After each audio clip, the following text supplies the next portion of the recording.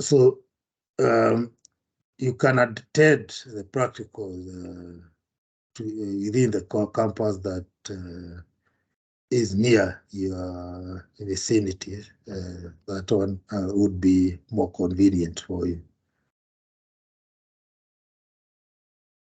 Now, so that is it. So you expect posting of continuous assessment within the session, that is between now and December, when you'll be doing your end of semester exams and end of unit exam for that matter. So I think that one is clear, unless we have any question.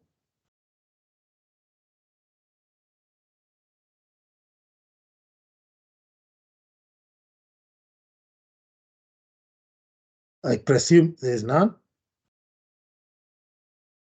Did I? So I welcome those who have just joined in. Now, although I have posted the course outline and will not take a lot of time in going through it, that one is, I think, in Word document, but I think I'll try to attach it, then you can go through briefly. This unit is about introduction to chemistry, generally, and it's introduction to inorganic chemistry, but you can look at it as general introduction to chemistry, the principles behind chemistry. So that is why we are starting with the very basic of the atomic structure, electronic configuration, and related. So let me attach. I think now I can switch off my camera.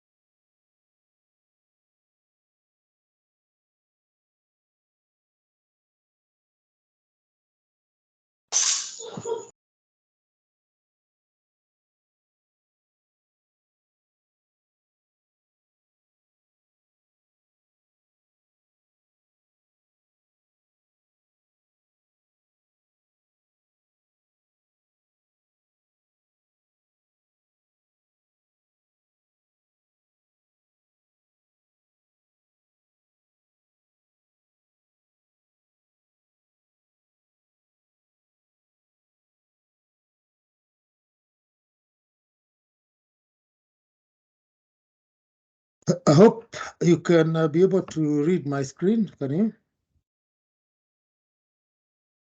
Yes. Yes. Yes, we're able to look at the screen. Yes, we are able to access.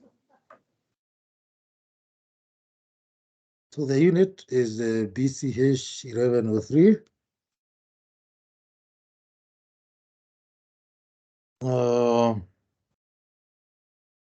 Now this is an introductory unit, so therefore it does not require any prerequisite. Basically, it is just the assumption that, of course, you must have done chemistry in your O levels. That is what would be needed for you to be able to go through it.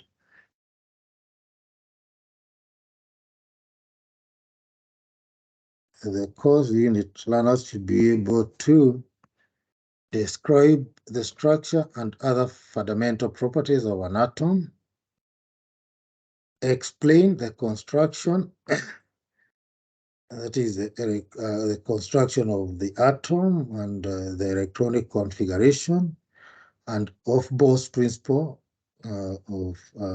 within the periodic table. Describe the nature of how atoms of different elements react. explain the general concepts of bases, ions, and moles, balance, the redox equation reaction, course content,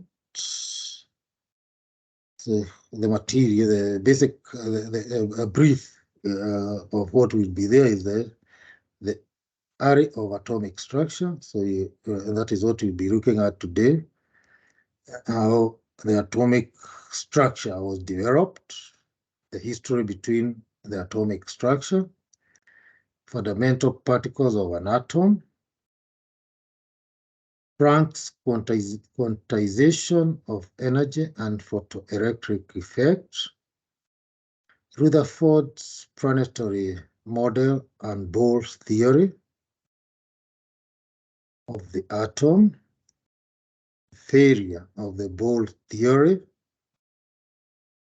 qualitative treatment of atomic orbitals. That is, we look at what we could refer to as SPD and F electronic configuration. The off-Bohr's principle, that is, the off-Bohr's principle is the basis of distribution of electrons within the atoms, what states and how it dictates. And also, apart from off-Bohr's principle, we'll be looking at other rules like the Hertz rule, Pauli's exclusive principle. So those are basic principles that dictate electronic configuration. We look at common oxidation states of elements, naturally occurring and artificially made isotopes and their application, hybridization, atomic orbitals and shapes of simple molecules and ions, electronegativity, electron affinity. So you define and give examples. Ionization energy, excuse me. Nature of ionic and covalent compounds as influenced by the above factors, the mole concept and its applications, general concepts of acids and bases, strong and weak acids and bases, pH calculation. So then we also look at redox reactions and balancing, that is the determining charges by balancing redox reactions. Practicals should include identification of cations and anions in solutions. So teaching methodology, say tutorials, plus discussions. So those ones we'll do on through teams. Instruction materials, in this case, the handouts would be attachments because we don't have, and of course, we don't have a chalkboard. I mean, this one is meant for physical classes. Course assessment, as I said, I did not mention clearly here. It's important to note, particularly for those who are taking these as the first semester, that the assessments I was talking about carry 30%. So before you sit for the end of semester exams, you have done continuous assessments that carry, including if necessary, practicals that carry a maximum of 30% at the moment, so that when you go to sit for the main exam, you are looking for 70%, the remaining 70%. Pass mark. For generally here, I know most students are education students. We also have enhancement students and special needs education students. The assessment grading is the same. Pass mark minimum should be 40. That is between 40 and 49, you get a D. 50 to 59, you get a C. 60 to 69, you get a B, and 70 and above, that is when you get an A. So the marks must include CAT and main exam. So even if you are by any means able to come for the main exam, and you got even 60 or 70%, if you don't have CAT marks, you cannot have a complete exam. That is important to note. So you have references that are given there. Have James E. Hahi, Aaron A. Keita, Richard L. Keita, Inorganic Chemistry, Principles of Structure and Reactivity, and those others. These are things you can read from what has been posted to the syllabus. But most importantly, it is important to note that university has the facility for ebooks, and considering that you are in different locations, you cannot access probably the library that would have the ebooks, then you can go to the ebooks and look for those books that have topics and are covering. You can compare what the content with what we have posted for the module, so you can refer to those books. Are we clear up to there? Yes, Yeah. Yes. we're clear. Yes. So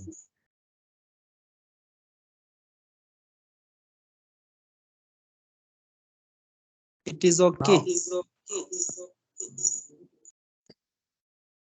now again, can you read my screen? Yes, we can, sir. Yes. Atomic structure. Yes. Yeah.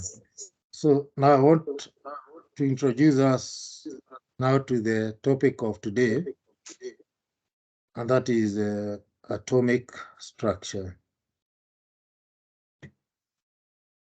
Now, basically,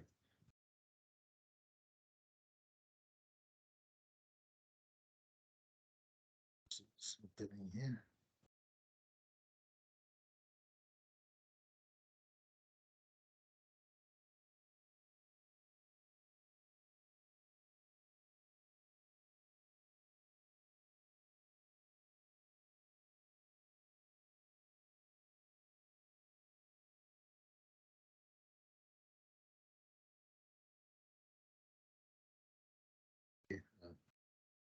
Having issues moving the PowerPoint screens. So now atomic structure, the history, basically if chemistry, well, here it's like we are introducing ourselves to chemistry in general. Chemistry is the science that deals with the building blocks, the understanding of the building blocks of matter. I know when we say matter, that is a very wide term because it means that anything physical is matter. So you can study chemistry on anything material can be studied in terms of chemistry. But for you to see it as chemistry, then you must be studying. So what differentiates chemistry with the rest of the science is that the interest in chemistry is to understand the building blocks, the basic units of matter, and how those basic units are able to interact with one another so that we can form a different type of material, or you can form different types of matter.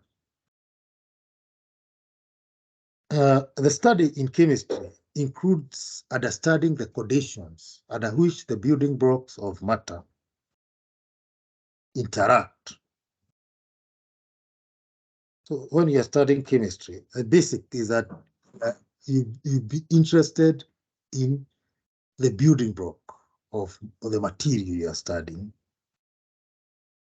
You want to understand how those building blocks, those basic units, interact with one another to form new types of matter. The conditions under which those interactions occur are of interest. Now, in chemistry research, this is where now you want to understand interaction of matter and how conditions affect those interactions, and to understand the commonness in those interactions, so that you can come up with general interpretations of nature of interactions. And when you come up with generalized interpretations, then that is, if you see that a certain trend in the interaction of certain basic components of matter is occurring, then you can come up with a generalized theory. And those are what we call chemistry theories. And now, once a theory has been tested for a long period of time and found to be true in all tests, then it is now converted into a law, chemistry law. So basically, chemistry should fall within that framework.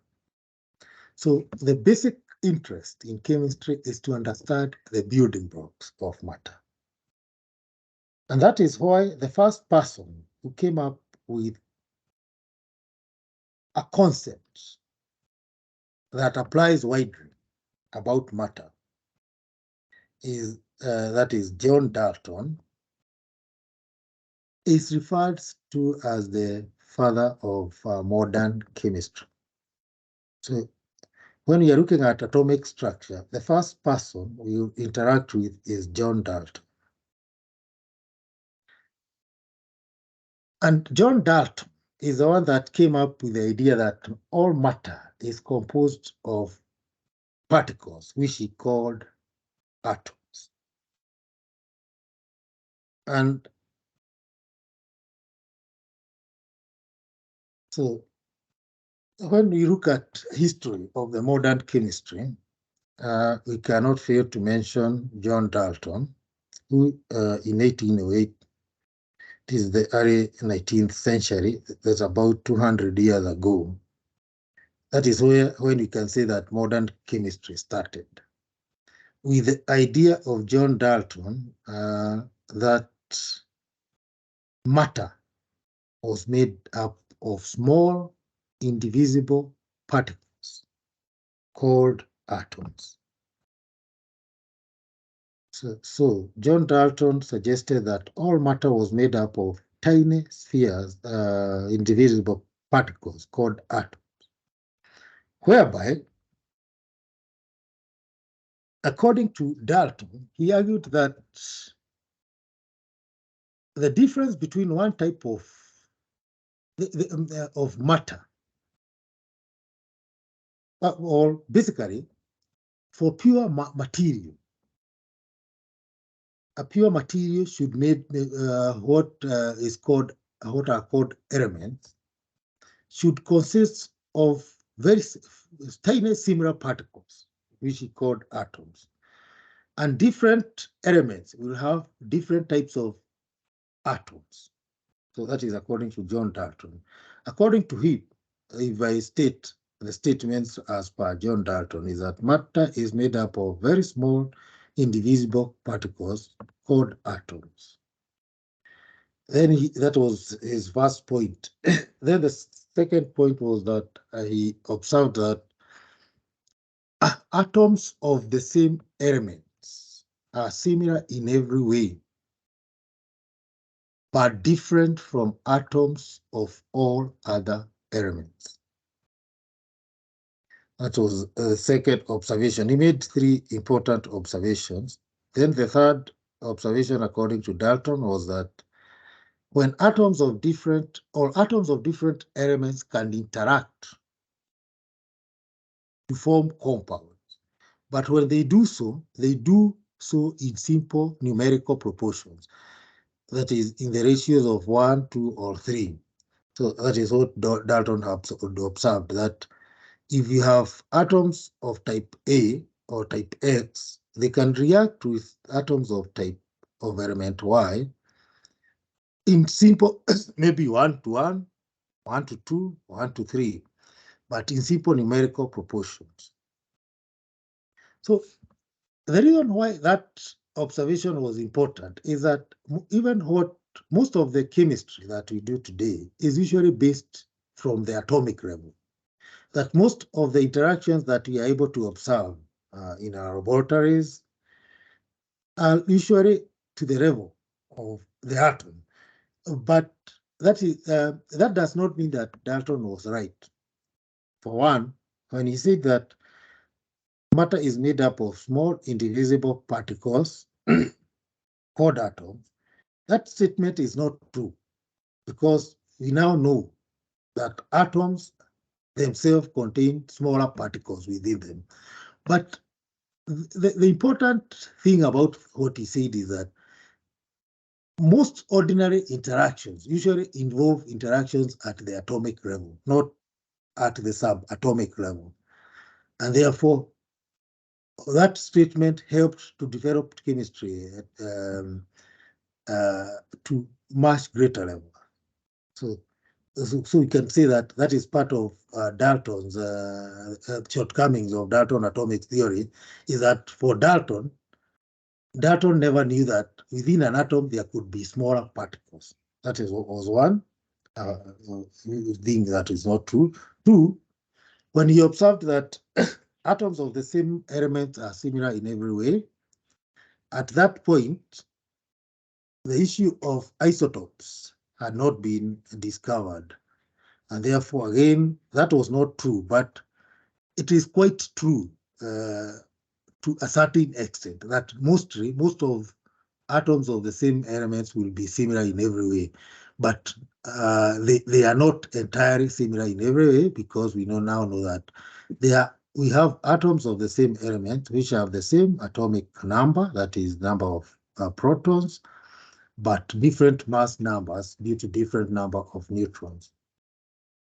So the third part is generally true, that usually the interaction between atoms of different elements is in simple numerical proportion, because it is about sharing of electrons, valency electrons, and usually most elements either have valencies 1, 2, 3, and probably carbon 4. Very few elements have valencies that are above that. Are you together? Yes, we are together.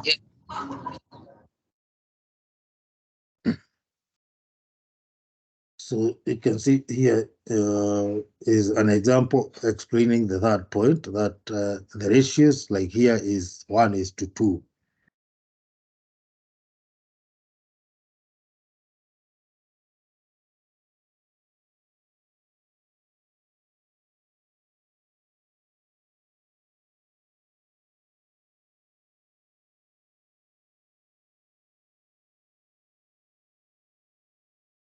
Now, this is not based on Dalton. This is a preview of what we now know. We now know that the atom that Dalton was describing was itself made up of other smaller particles. Every one of those atoms was made up of other smaller particles. And the three main ones are electrons, negatively charged. An electron has negligible weight, 9.1 times 10 to the power negative 28 grams per atom. So you can imagine that weight. Gram is a very small weight, but now it has 28 decimals. So that is why in many considerations, an electron is considered to carry no weight, but has a weight that is very, very small. The charge of an electron is negative, and it is 1.6 times 10 to the power negative 19 coulombs.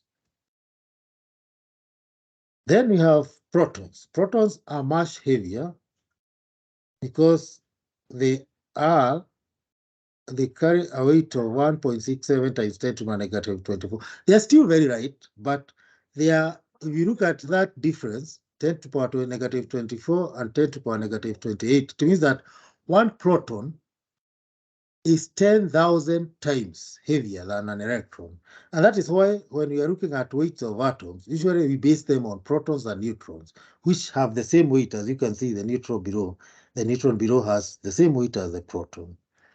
But the similarity between proton and neutron is that when it comes to charge, they have the same magnitude of charge, 1.6 times 10 to the power negative 19 coulombs. The only difference is that one is positive, the other one is negative, so that they are able to neutralize one another. For neutrons, they have the same weight as protons. That is given there, 1.67 times 10 to the power negative 24 grams per neutron. Zero charge. So charges in atoms are dictated by protons and neutrons, but when it comes to masses, the masses are mostly dictated by neutrons and protons. Yes, electrons have weight, but it is negligible when compared to protons and neutrons. Together? Yes. So now we can refer back to. So there's somebody switch off. We are getting background noise. So mute your mic. So just now from Dalton's atomic theory. So Dalton, the discovery as per Dalton was to the atomic level, but the people who now realize that the Dalton's theory was not correct. The first major scientists that came up with contrary theory or theory that enhanced Dalton's atomic theory by understanding that within the atom, yes, atoms exist, but within the atoms there are different particles. The first person was a scientist referred to as Joseph John Thomson, or commonly referred to as J.J. Thomson. Now, J.J. Thomson is the one who discovered that within an atom, there are tiny particles that were referred to as electrons. And J.J. Thomson discovered the existence of electrons when he was conducting an experiment on the conductivity of gases at a low pressure. So he connected a circuit whereby the positive terminal was within a gas tube, a cathode ray tube, or a tube, airtight tube, where the positive, the negative terminal, the cathode, was a distance from the positive terminal and disconnected. Then he applied high voltage.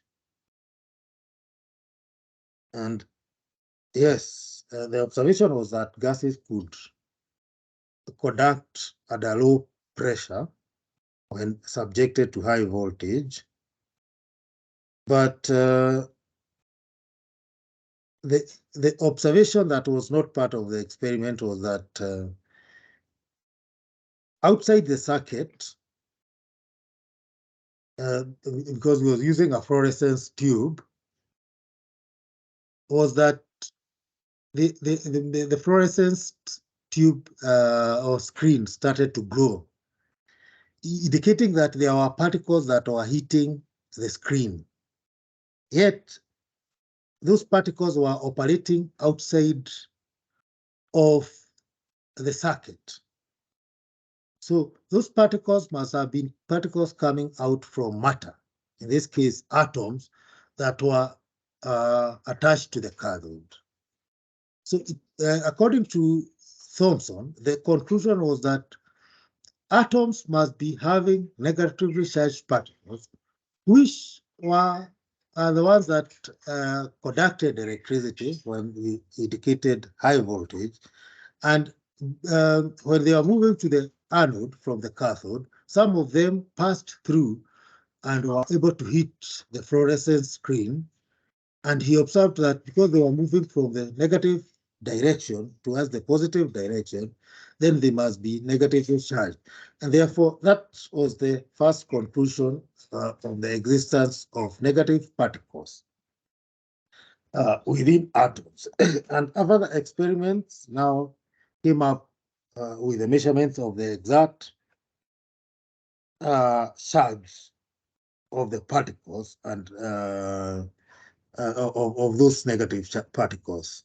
And in terms of coulombs, which we have seen is 1.6 times 10 to the power negative 19 coulombs. So now it means that after J.J. Thomson experiment,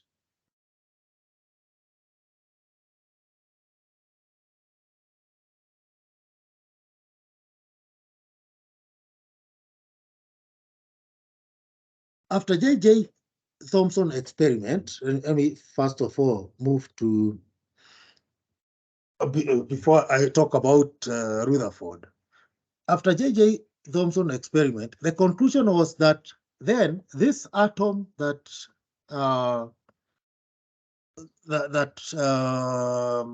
John Dalton was talking about, because it is a neutral atom, according to Dalton, an atom was neutral. But since J.J. Thomson observed that that atom was giving out negatively charged particles, which we call electrons, then it must be that if the atom itself is neutral, then it must be that those small particles, which on experiments indicated were very tiny, that were within an atom and were negatively charged, must be the reason why the atom is neutral must be that then it must be that the atom must consist of those small negatively charged particles, electrons, sandwiched or held within a mass of positive charge so that the atom becomes neutral. So the idea that came after J.J. Thomson was that an atom must be made of the blue area is positive charge, which with tiny particles ingrained within that positive charge. So he came up with what we can call a plum padding. It was like a plum. So the idea of the atom was like that of a plum with padding, where electrons were tiny, like a seed-like within a plum that was sandwiched between within positive charge. So that was the idea, positive cloud with negative electrons. But this idea was again improved or discounted by another scientist who now came in the last century. So the idea of atoms is not very old, because the next scientist who now discovered the existence of positive particles and the fact that atoms have a nucleus, a very small nucleus, was Ernest Rutherford in 1910. That's just about 100 and a few years from now. So he was a professor in one university, and he was supervising two students, Geiger and Marsden, who are carrying out an experiment. And the experiment involved firing of helium nuclei. These are positive, a helium, now as we know it, has a mass of 4 and a charge of 2 plus 2. So what they knew is that helium nuclei or helium particle had a positive charge. And he was trying to see where they were doing an experiment to see whether a helium particle could pass through a thin foil a few atoms thick, the possibility of passing through helium particles through very thin foils made of a few atoms thick. And let's try to see the setup. The setup of the experiment was like this. Are we together? Can you read my screen? Yes, we are together. Yes. Yes, sir, we are together. So this is the setup. He had a source. The setup is that you have a source of helium particles, which alpha particles. And the source was ejecting alpha beam particles towards a very thin foil of metal. And then behind the foil was a cover that could detect, a screen that could detect where the particles were hitting. And they observed that most of the particles were able to pass through the thin foil undifracted, meaning that the thin foil had very little resistance to the passage of those particles.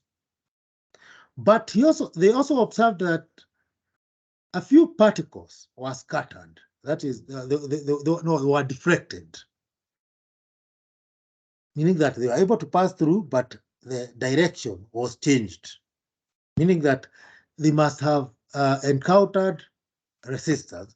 And that the conclusion was that the thin foil, within the thin foil where it was passing, there must have been areas that had positive charge because similar charges repel. The other observation was that only very few, as you can see, only very few particles were reflected. That is, they were unable to pass through, and they hit the positive, the front part of the foil, meaning that they must have met very stiff resistance within the foil, and therefore were reflected back.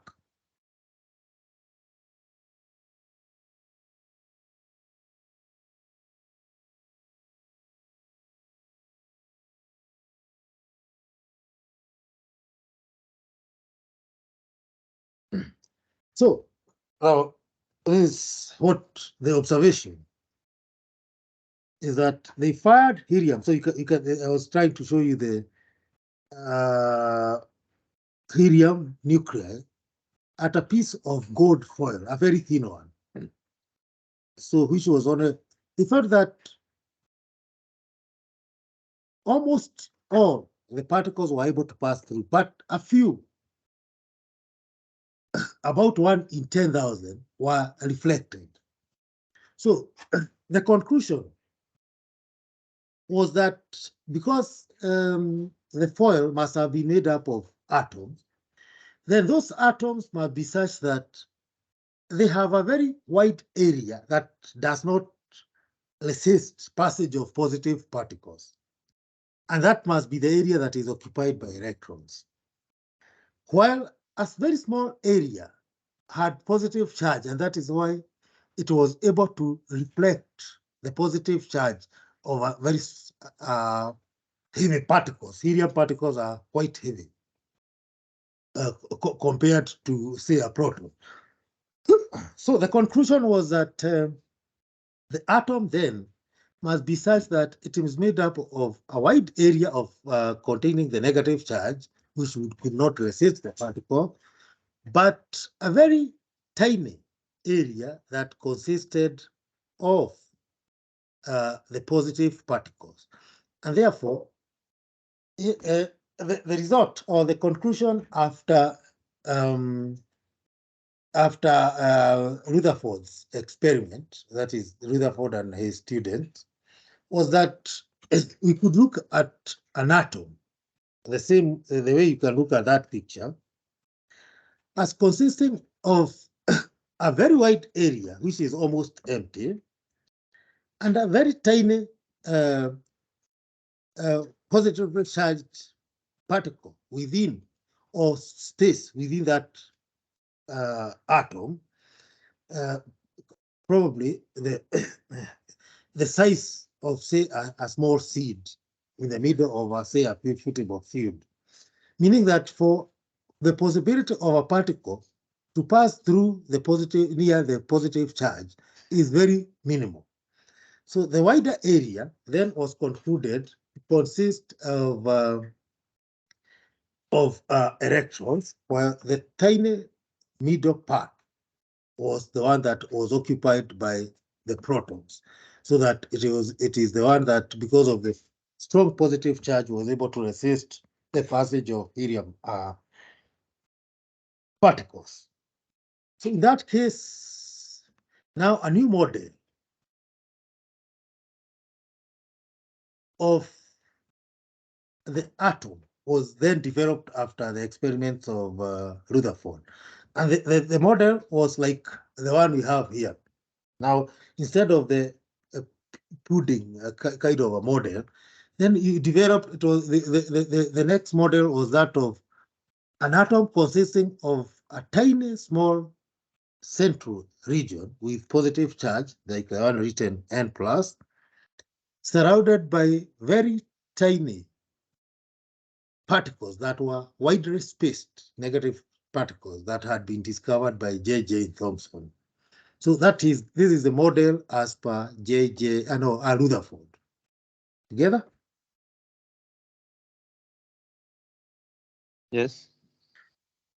Do the same, trying to show how tiny the nucleus is compared to the whole atom. So the whole circle represents the atom. The tiny particle at the center represents the proton. As per Rutherford was only able to identify the presence of protons. Just a moment.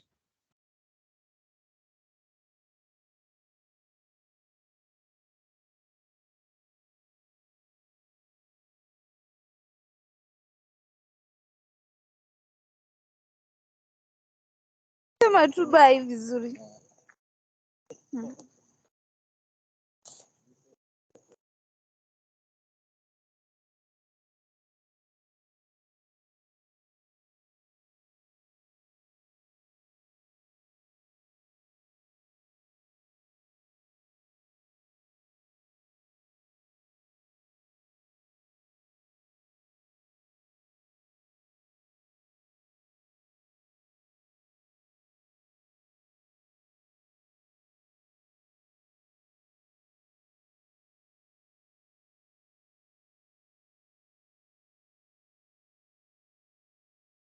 I can read my screen.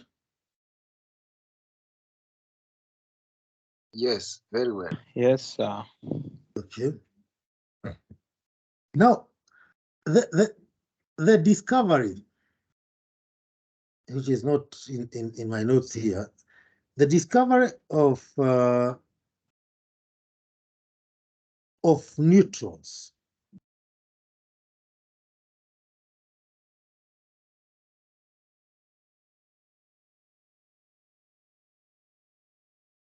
just a moment. I want to see whether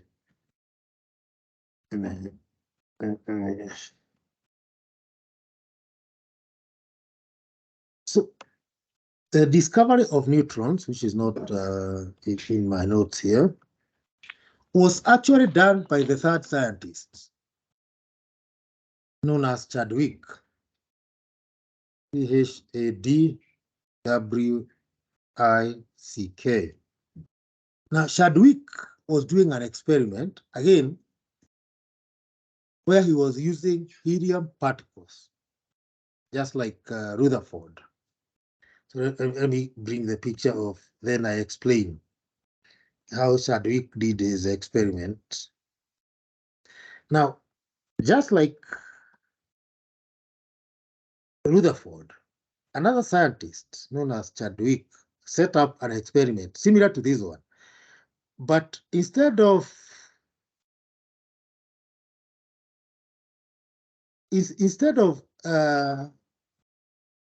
using directly heating the aluminium, the gold foil, now he used the same type of a foil, a metal foil, but before the metal foil, he put wax, a layer of wax of almost the same area, so that when he directed the alpha particles, they would go and hit the wax. It was such a way that none of the alpha particles was passing through. And behind the wax, there was a detector which showed that there are no positive particles passing through. But he observed that after putting a metal foil behind the wax, some particles from the metal foil were detected, charged particles, meaning that there must have been particles that were coming from the wax, hitting the metal foil, and those particles were not charged. So that is where now Chadwick concluded that there must be some other particles that within an atom that are not charged, and they called them. It was still during Rutherford's time, and they were called neutrons. So because they were not influencing the charge in an atom. So the conclusion after Rutherford, after J.J. Thomson, Rutherford, and Chadwick was that then the model of an atom was that of, say, a sphere with a very tiny nucleus, which is positively charged. And since also the neutrons were found to be almost coming from the same area as the protons, then the nucleus was said to contain the protons and neutrons, neutrons being positively charged, and protons being positively charged, neutrons having zero charge.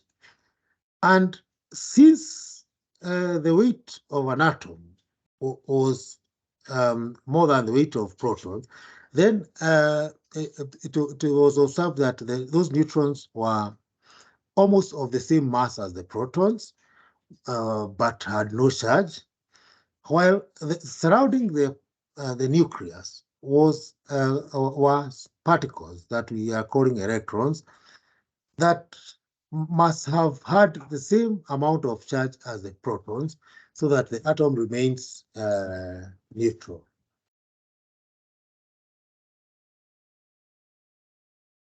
So now, based on those observations, we can say this about the atomic structure. That the atomic structure now from Dalton through J.J. Thomson through Rutherford and Chadwick is that it is composed of the atom is composed of protons, positively charged particles, and neutrons, neutral particles, which make the tiny nucleus. And within that, surrounding that nucleus is a very wide area occupied by negatively charged particles, whose some charge was equivalent to the charge of the protons. So protons and neutrons are located in the nucleus. Electrons are found in orbitals surrounding the nucleus. So that is now we are moving towards close to the type of structure that we know of atoms, because of course you must have looked at protons, atoms elsewhere. So basically, now a helium atom, now using a helium atom as an example, a helium atom has a charge of +2, So the nucleus must have 2 protons. But because the mass is twice the mass of the proton, the 2 protons, then it must be containing also 2 neutrons. And since the net charge of a helium atom is 0, then it must be surrounded by a ring of 2 electrons.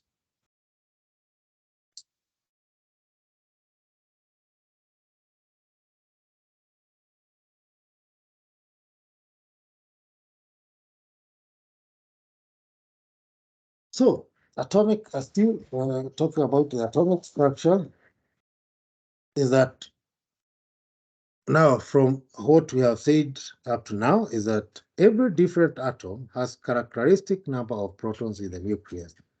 And so according now, talking about element is that atoms are differentiated by the number of protons in the nucleus. And the number of protons in the nucleus is what we call the atomic number.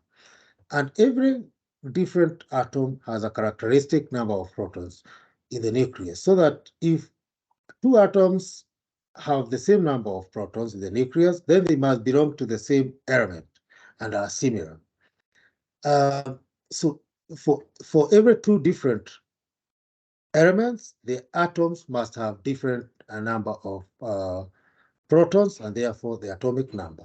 And the periodic table, as we shall see, is based on the number of protons in the nucleus. So, but then as we talk about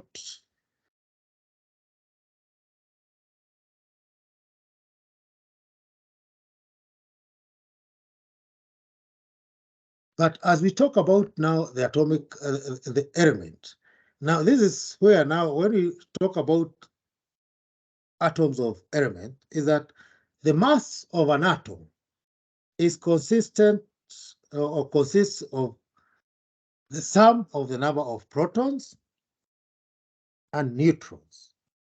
And the number of protons and neutrons is called the atomic mass. And what can be different from atoms of the same element is that we can have atoms of the same element where the nucleus consists the same number of protons but different number of neutrons. Therefore, meaning that the masses of atoms of the same elements may differ depending on the difference in the number of neutrons. Those atoms that have this belong to the same element and therefore have the same number of protons and therefore same atomic number, but have different mass number due to difference in the number of neutrons are what we call isotopes. So here is the definition that isotopes are atoms of the same element that have different atomic masses or atomic mass numbers due to difference in the number of neutrons. So this is where now so this one of the shortcomings of Dalton's atomic theory comes in, that we can have atoms of the same element, therefore having the same atomic number but different mass number. So you can see that that is one discount of Dalton's atomic theory, that atoms of the same element are similar in every way. So after the experiments of J.J. Thomson, Rutherford, and Chadwick, then a few things started to become clear. So again here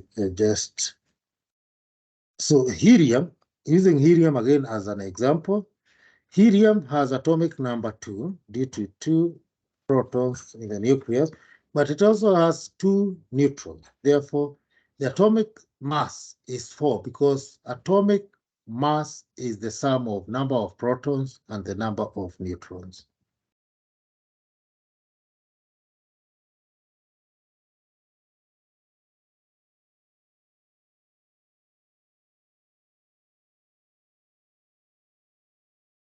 So these are now a table of considerations of now what makes up an atom, or what numbers can define an atom. An atom can be defined by its atomic number Z. So when you use Z, you define the atomic number. And the atomic number is basically the number of protons in the nucleus. And another different number that we use is the mass number A. Mass number is equal to the number of protons plus number of neutrons.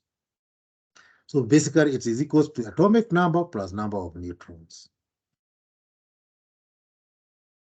Then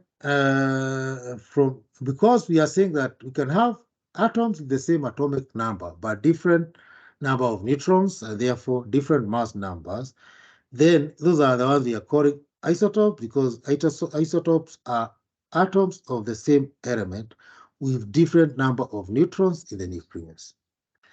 So the simplest element is hydrogen.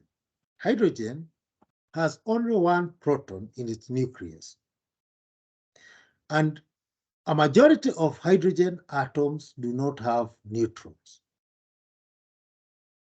Therefore, their mass number is basically the atomic number, and that is 1. However, a number of hydrogen atoms have been found to contain neutrons. There are a few that contain 1 neutron. Therefore, if they are, yes? I want to ask a question. Ask. In the example that you have given Of helium. of helium, the atomic number is written at the top, and the mass number at the bottom. But the next page, uranium, the mass number is at the top, and the atomic number is at the bottom. Okay, ideally it should be mass number at the top, atomic number at the bottom. Thank you.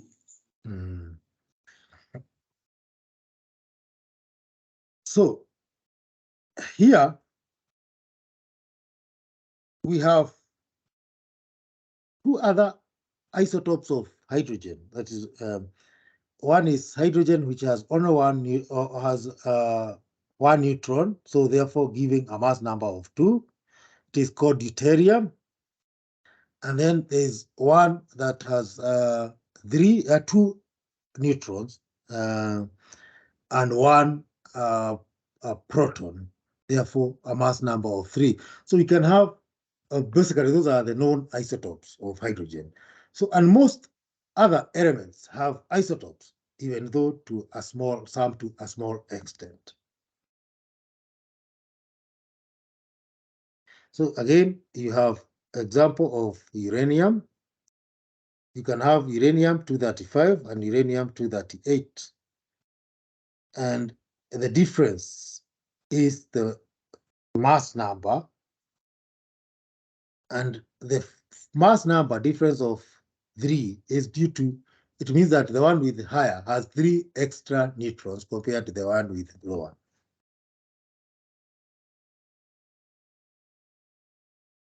So atomic structure, hydrogen, 1 proton, 1 electron. That is the normal hydrogen atom, no neutron. For oxygen has 8 protons, 8 neutrons. But you must note that what is similar is that for every neutral element, the number of protons must be equal to the number of electrons. Oxygen has 8 protons, 8 neutrons. That is the normal oxygen, and therefore a mass number of 16. But you can have isotopes of oxygen with different mass numbers.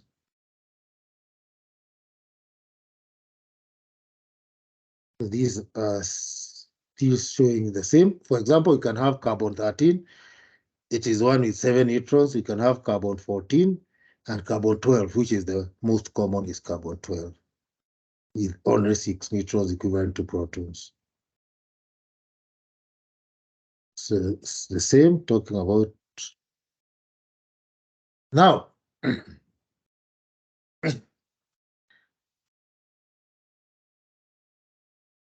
Basically,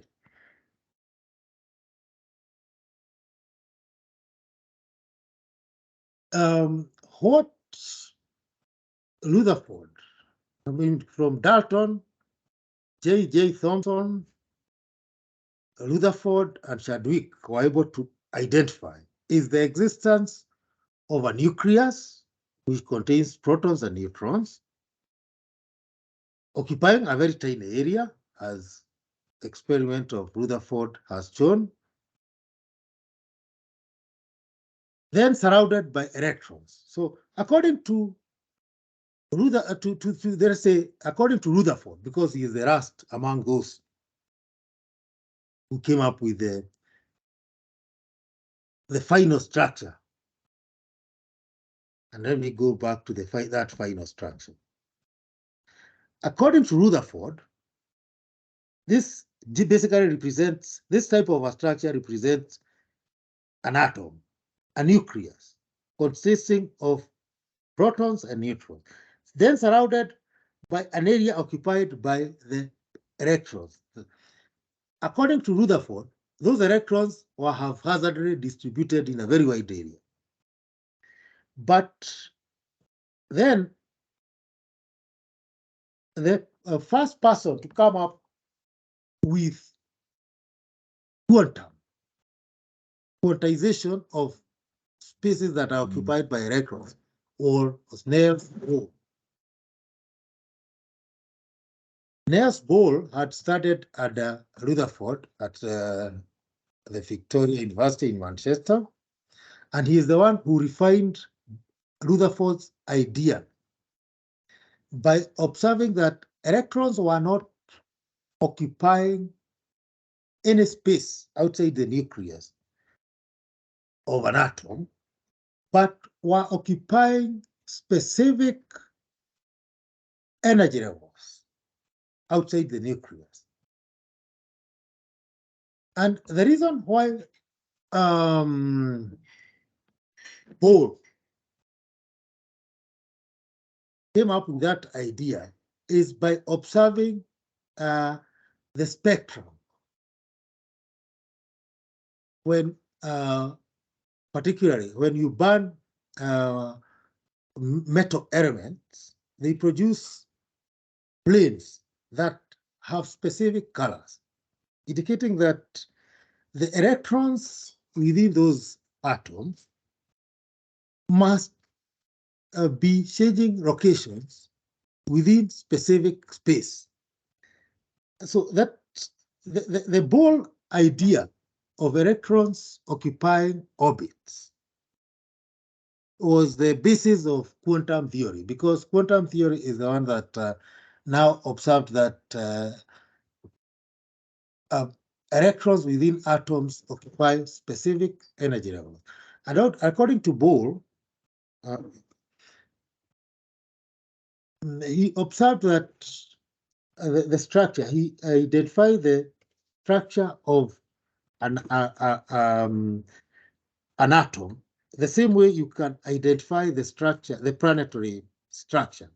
That, you know, within the planetary structure, you have, for example, in the solar system, the sun surrounded by planets that move around that sun. So you can look at the Bohr model the same way you can look at the solar system, where you have the sun at the middle occupying a small space, where it is surrounded by a wide area of planets, from one nearest to the sun, with each planet only operating within an orbit.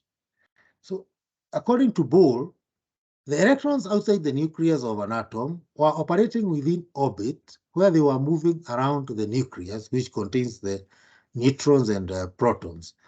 And therefore, when they were subjected to some energy changes, they would only jump from one energy level to another energy level, but could not occupy spaces within the energy levels. So K, L, M, and N are representing what we shall be calling principal quantum levels, where the electrons are seen to be moving around the nucleus of an atom. So, according to Bohr, basically the electrons could move from one orbit to a different orbit, but the orbit had specific locations. They were not occupying all the spaces that were outside the nucleus, but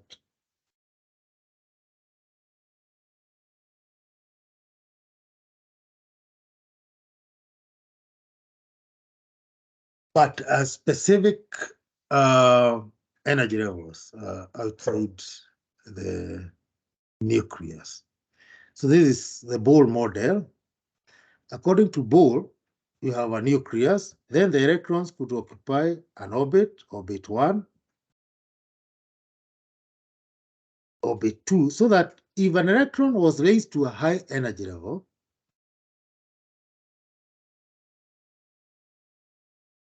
if it due to excitation, for example, due to heat, when it was coming down to a lower energy level,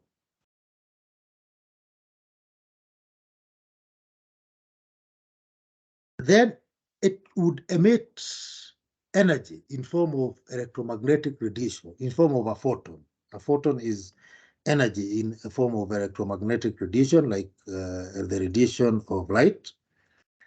And the reason why Bohr came up with this model is that he had observed that specific elements produced specific types of photons, types of electromagnetic radiation of specific energy. And therefore, if the electrons were randomly distributed outside the nucleus, then it would not, we would not be having specific types of electromagnetic radiation, but continuous spectrums of radiation coming when you excite atoms. But that is not the case. When you excite, for example, if you hit sodium metal, it will give you certain type of flames. If you hit magnesium, it will give you. So this can be explained by the type of radiation they produce, which is specific. And specific means that the electrons are moving from a specific energy level down to a specific lower energy level to emit that photon. Otherwise, if it was moving from any location, then it would emit, there would no difference between one atom and the other. So that according to Bohr, electrons can have only specific quantized energy levels. These are the ones that we are calling orbits, like the planetary orbits. That light is emitted as electron moves from one energy level to a lower energy level. That the reason why you produce light, in that case, when we say light, we are talking about electromagnetic radiations. The energy of every radiation could actually be calculated using this equation. Energy N, that is the energy of an electron in a certain energy level, that is the energy of an electron in a certain orbit, could be actually calculated as minus RH, that is Heisenberg constant, times 1 over n squared, where n is the orbital number, counting orbitals from ground. The one that is nearest the nucleus is number 1. As you move outside the nucleus, you go to number 2, number 3. So if an electron is in orbital number 1, then the energy here would be Rydberg constant times 1/1 squared. If you go to principal quantum number 2, then the energy of that electron will be Rydberg constant times 1/2 squared. So as you move to higher energy levels, the energy increases. So that when you move from one orbit to a different orbit, the electron would lose the energy it had when it had higher energy by subtracting. So you have to subtract from the energy from higher level to that of lower level so that you get the energy that is lost by the atom. So this Rydberg constant is 2.18 times 10 to the power negative 18 joules. So you can actually calculate the energy of an electron according to Bohr by multiplying 2.18 times 10 to the power negative 18 joules times 1/n squared, where n is the orbital number or the of the electron according to how Bohr had quantized. So that if you multiply, if it is in principal quantum level number 1, the energy would actually be negative 2.18 times 1/1 because 1 squared is 1. So it will be equivalent to Rydberg number.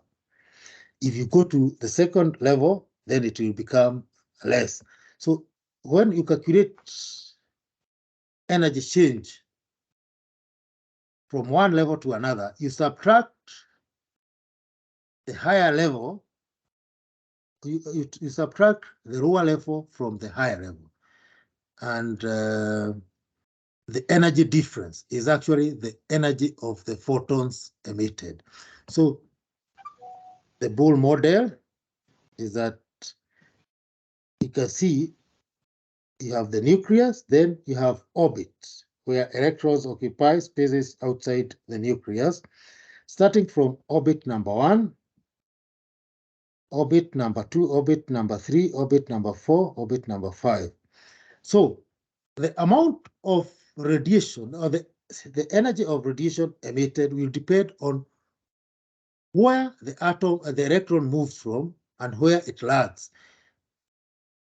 If you want to move an electron from low energy level to higher energy level, you have to bring in heat or you have to bring in energy of specific amount.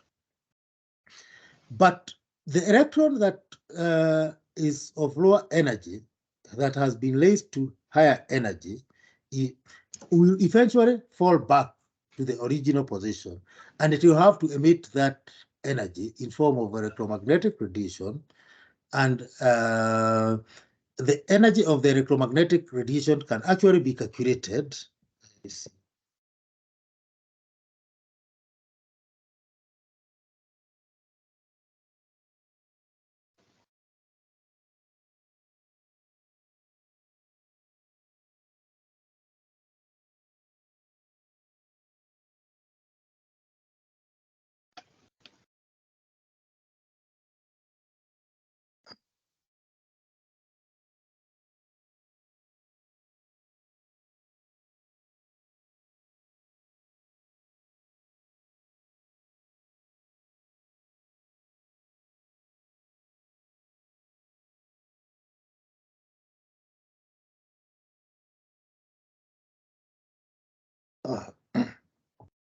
So now I want to bring it in. So we are saying that the energy of an electron in a specific orbit is calculated as En is equals to Rydberg constant times 1/n squared.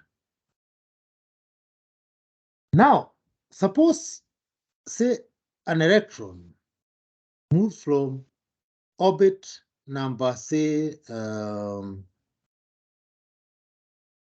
2. Let's say it moves from this orbit number 2 to orbit number 1. That is the first line. Are you there? Can you be able to see my diagram? Yes. So it means Yes. that it is Yes. changing energy levels, isn't it? Yes. Yes. When it was in orbit number 2, the energy was minus RH, where RH we are saying is Rydberg constant, minus Rydberg constant times 1 over 2 squared, right? So let's say F is number 2, right? And let's say it goes back to number 1, I is number 1. So the energy of number 1 is Rydberg constant times 1 over 1 squared, right?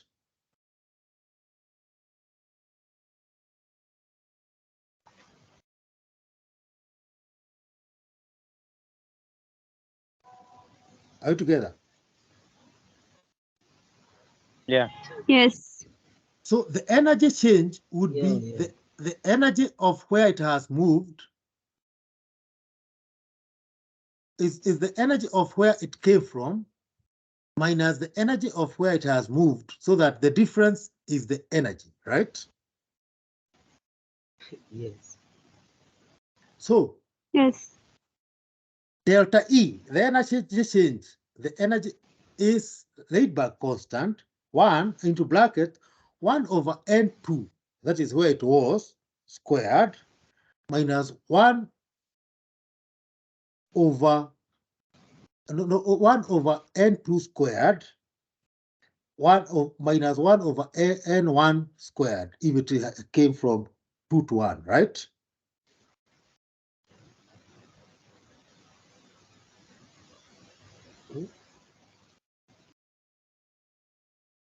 You see, if it was in F, let's like the way the experiment, the example here is given, the energy of F was Rydberg constant 1 over NF squared, right? That is the number of F, right?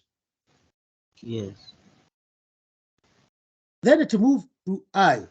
The energy of I is 1 over Ni squared. So basically, the energy difference is Rydberg constant because they are negative. Now, to remove the negative on Rydberg constant, then you interchange.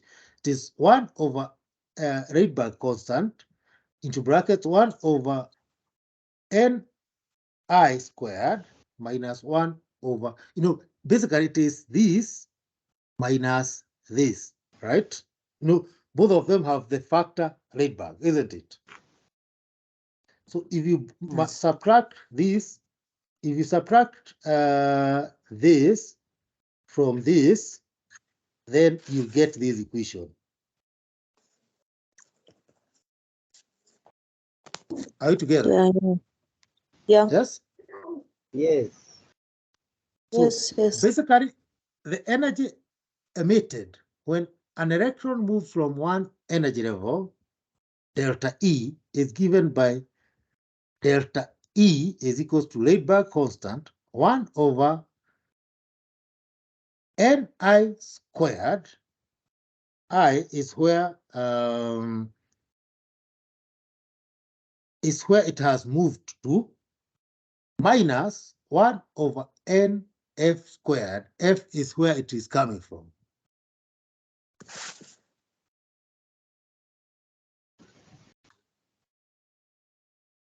Are you together?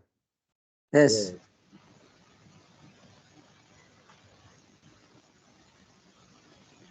Yeah.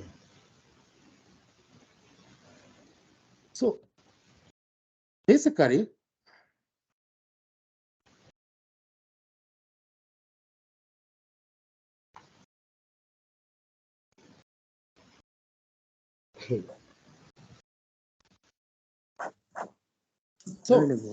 okay, these pictures are trying to give you the idea of why of the basis of Bohr's argument, that if you burn different types of metal, you can see metals being burned, say, using a Bunsen burner, right? Yes. They give different colors, right? You know, the Yes. right you see is an indication of energy of light, electromagnetic radiation. Now, the reason why they are given different colors is basically because the energy differences between where the electrons are moving are different for different metals because the electrons occupy different orbitals, right? Yes. And the reason why they cannot be the same is that electrons do not move from any location to any other location. They only jump from one location to one specific location to another specific location. You know, a specific location is a quantum level. So, and electrons move from one quantum level to a different quantum level. And that is the basis of quantum theory. Quantum theory that says that electrons only instantaneously change location from a specific energy level to another specific energy level.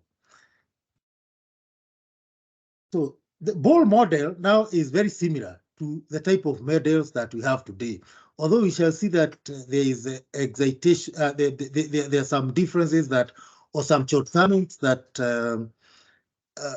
happen with Bohr, or that can be observed with Bohr model. A Bohr model is a very modern kind of argument that you can actually count the energy of the radiation emitted when an electron moves from an energy level to a different energy level. For example, this model is showing you that in a hydrogen atom, if an electron jumps from n is equals to 4, it had been raised. You know, generally electrons in hydrogen should occupy number 1. But if you hit the electron and move to an orbit equivalent to n is equals to 4, then you allow it to jump back to n is equals to 2. It will give you blue color.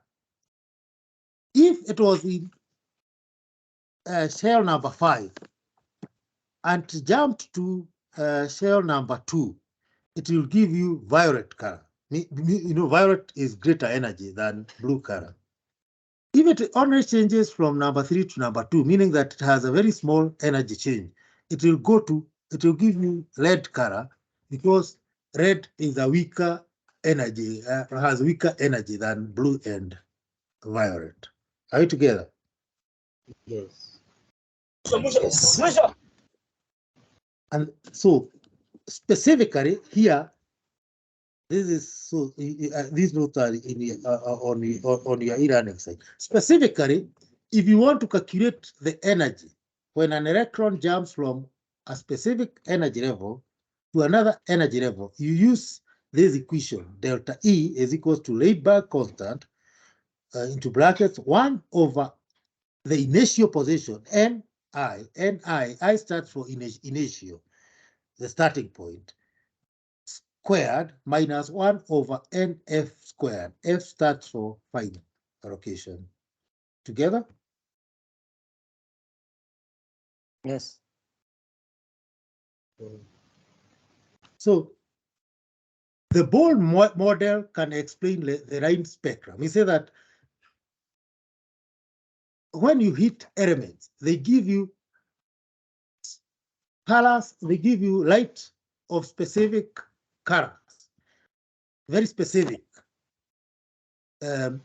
Maybe a red color, maybe followed by maybe a yellow color, because the electrons are very specific in their movement. They only move from one orbital to a very other specific orbital.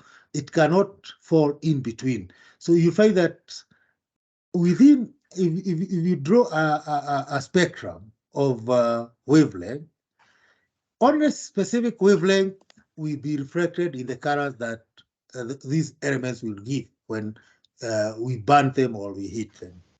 And those are what we call the Rhine spectrum. So the Rhine spectrum, to a way, supports the Bohr model.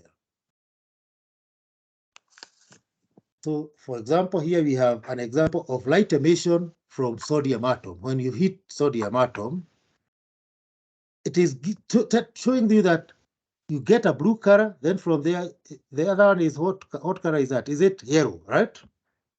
Yes. But you know, within a rainbow, there are other different colors that are supposed to be in between, isn't it? So it means that there are certain energies that it is not giving. It is only giving very specific energies. There are some people making noise. So I think I'll mute them. So please always try to mute yourself so that I don't have to mute you. Yeah, we're having unnecessary noise, which is a bit disturbing us. So Murwa, you should please mute yourself, but I'll mute you.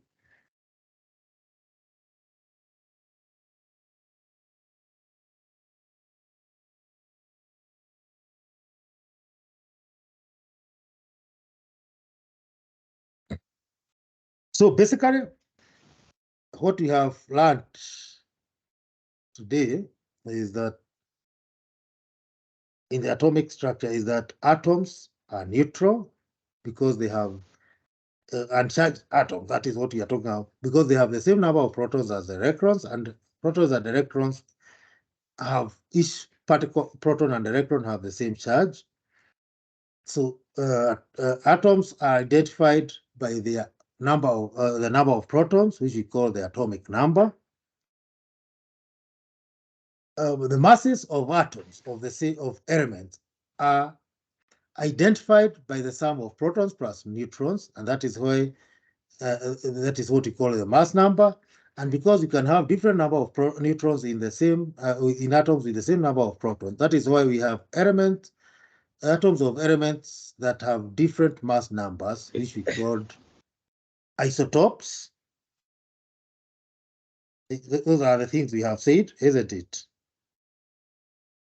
Yes. Now, when you talk about ions, ions happen when in an atom, an electron or more is lost, so that the charge of the neutron, the charge of the atom, the positive charge becomes more than the negative charge. Or alternatively, if an atom accepts an electron from outside, so that it has more electron than protons, then it will gain a negative charge, it will be a cation. If it gains a positive charge by loss of electron, then it is if it is gains a negative charge due to gain of an electron, it is an anion. If it gains a positive charge due to loss of an electron having more protons than electrons, then we call it a cation.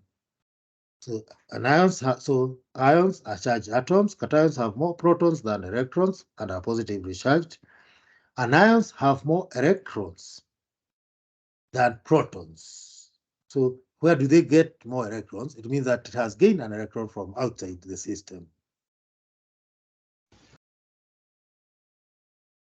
So if an ion is formed when an atom or a group of atoms, if an ion is formed when an atom or a group of an ion is formed when an atom or a group of atoms has a negative, positive, or negative charge. Why? If a neutral atom loses one or more electrons, it becomes a cation. That is, it means that if you lose an electron, because originally you had the same number of electrons and neutron, then it means that you have more protons than neutrons, then you form a cation, that is positively charged particle.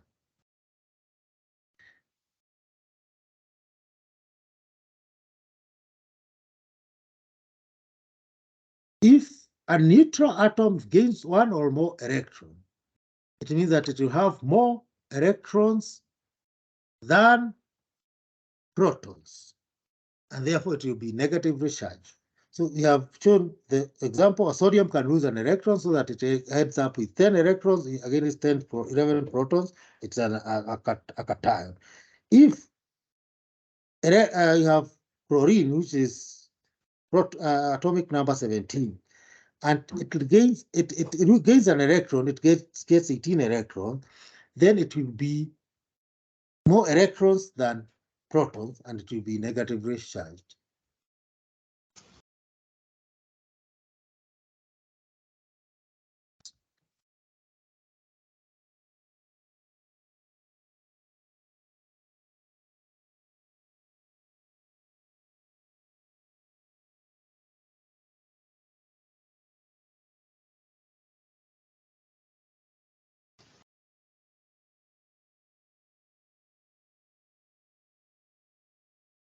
So basically, that is what I intended for introduction.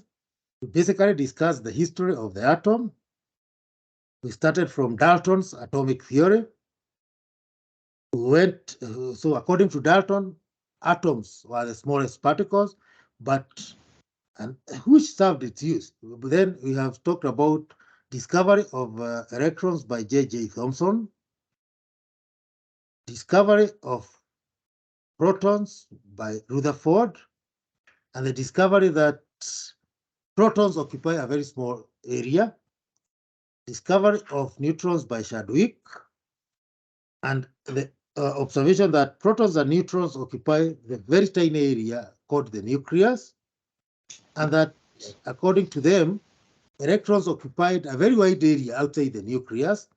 And lastly, we have stopped with the now, so all those from Dalton to Rutherford. So can the person please mute?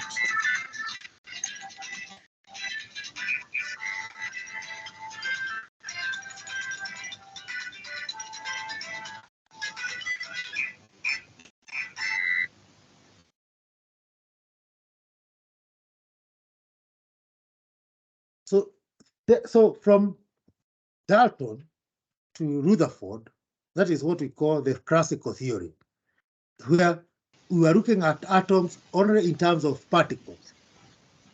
But now Bohr is the one who introduced what we can call the quantum theory, that electrons occupy specific energy level outside the nucleus of atom. And that is the basis of the Rhine spectrum. The fact that when you hit elements, they give specific colored flames.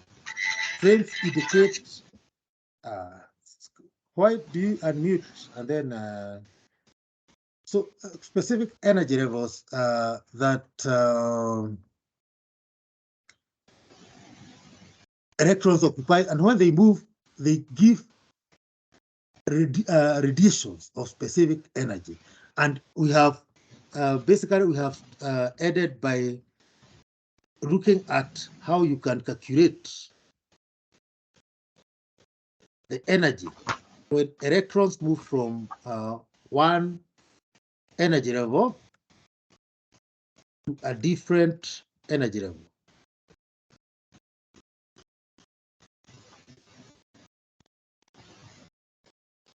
So what I'd like you to go and look at, you go to the module notes, you look at this formula, and you see in the module note, you'll be able to see worked out examples where you can be able to calculate the energy of radiations that are emitted when electrons move from one specific energy level to a different energy level by using this formula, which applies the Rydberg constant. So, and I think that is how I end my lesson for today. I think that was enough for introduction. So unless you have any observation and questions.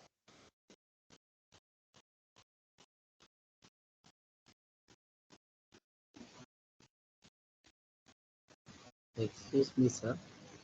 Yes. I have would you wish I would wish please you repeat the quantum theory. Law. Yeah? The quantum law. Yeah?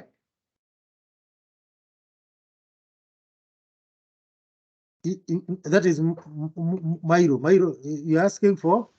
No. I'm asking for the quantum law. Quantum. Quantum law. Are you getting me, sir? No, I'm not getting what you're asking. Let me write. You're asking for quantum?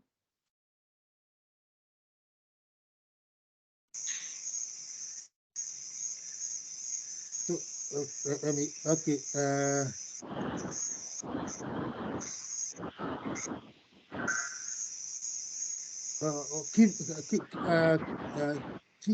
Kive, our boy, can you unmute yourself and speak? Yeah. Are you getting me now? Yes. I was just requesting that you repeat the quantum theory of electrons, whereby you are saying Yes. they occupy different energy levels.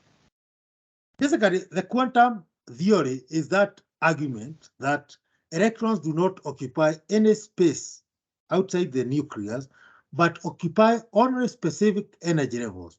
So, because, when we say they occupy specific energy level, it means that we are talking about specific quantas of energy, quantum levels, right?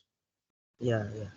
Yeah, that is now the basis of quantum theory, and it's the basis of the Rhine spectrum, that when electrons move from one level to another, they can only move from a very specific quanta to another specific quanta. And that is where the basis of quantum, the word quantum. Is it clear? Yeah, I have got it right. Thank you. Murwa Mairo? Oh, it's the one. Yes. Yeah, the one. So you can lower your head. Yeah. Then Loslin. Thank you. Loslin? Yes, I'm Yes, unmute asking. yourself. Good evening. Evening, I can hear you. Okay, I'm asking, can someone refresh from book 2? Plum? Can someone refresh from book 2, chemistry? Refresh. Yeah, for someone like me, I did my O level a long time ago. So I'm asking, can I refer to book 2 so that I can get the tips to get there? You can refer. Yes. Even when you refer, Yeah.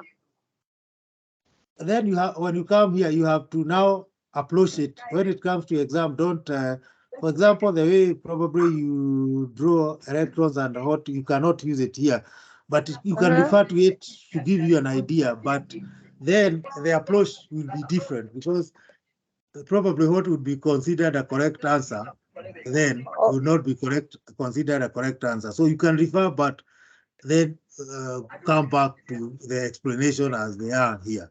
And I'm posting this week. Yeah. Okay, thank you. Losrin Chinyan, is it? Losrin. Oh, you are the one. Okay. Yeah, I'm the one. Murwa, we are through with Murwa. Kive, our boy. Yes. Yes. So you unmute yourself.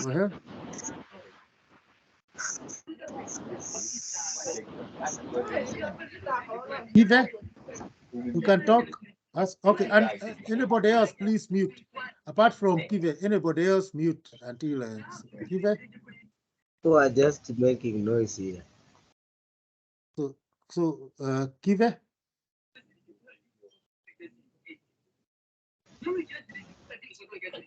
So probably next time I'll have to mute, and then I'll only be unmuting to avoid the noise. So Moses Wawero. Hey. Yes. How are you, sir? I'm fine. Now I'm asking, when we are calculating the energy change. Yes, using the when you look at constant. the module, we only have there is no act example from the module. from the module I've referred to the first topic that you have taught us. The formula is well given, but we are not able to see our apt example. So I was requesting you can give us NKU. Okay, yeah. I'll check out for apt example. Okay, I can education hapa. So Moses Walero, you are through. Yes, I'm the one. Okay, so Anybody else? Sorry. So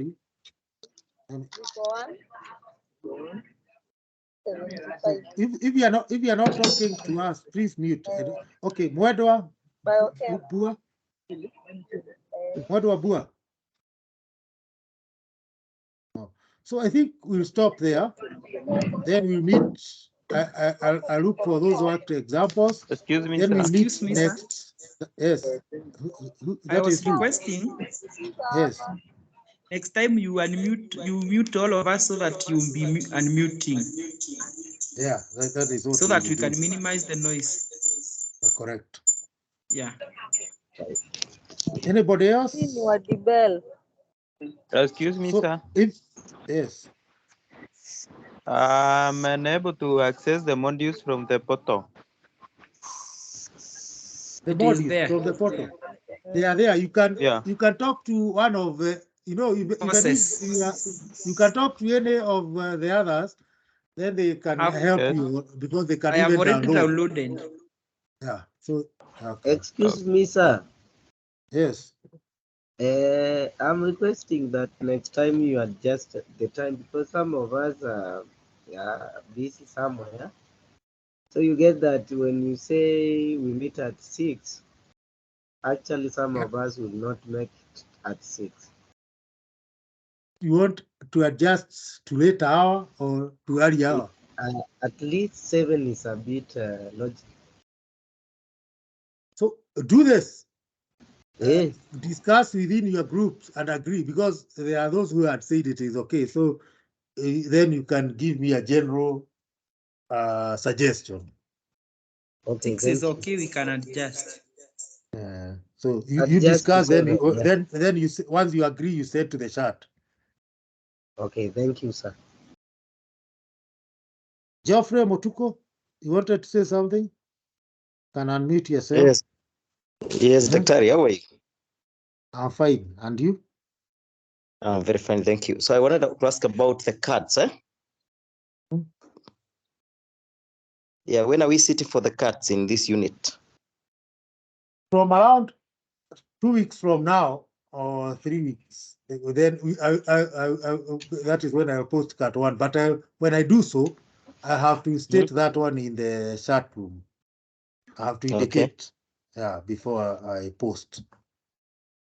Please make it fair because we are still not conversant with the content, please.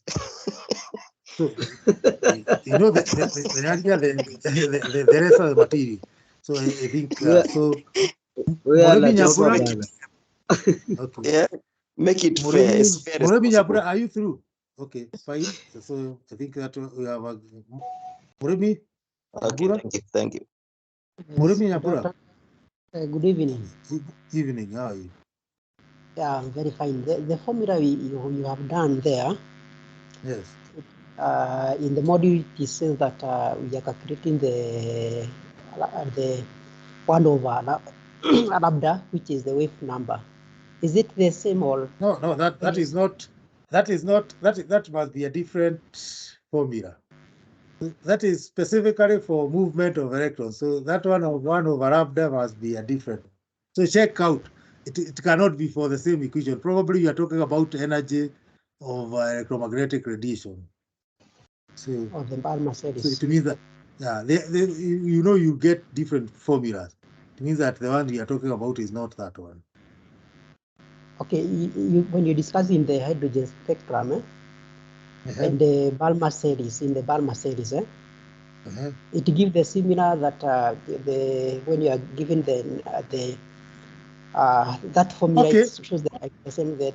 Okay. Yes. When we are talking about wave number, yes, or lambda, that one is a different approach all the same. Now here we are talking about if we are given an electron was in quantum level, it is moving to another quantum level. You know, and your interest is on the energy. You know, there is a difference between energy. Okay, energy in terms of say joules, but you can associate that energy with a wave.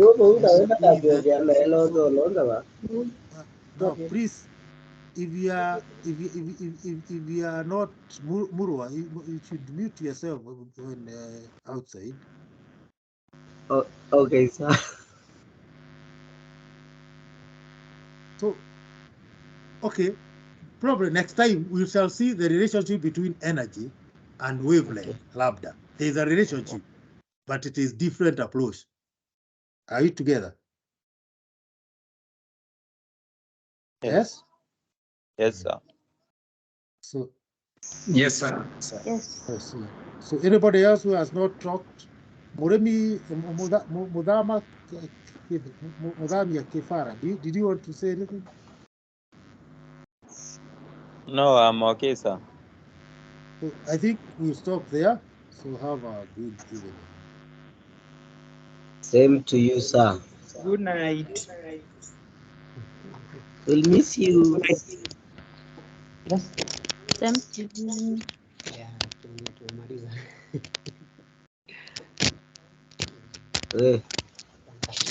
Wazee. Where? Yaje? Nani ako na hii module lecture anatumia? Niko nayo. We, naulizaje? We, Tafadhali naulizaje? can't share that module. Ni lecture. Mmeelewa? Kabisa.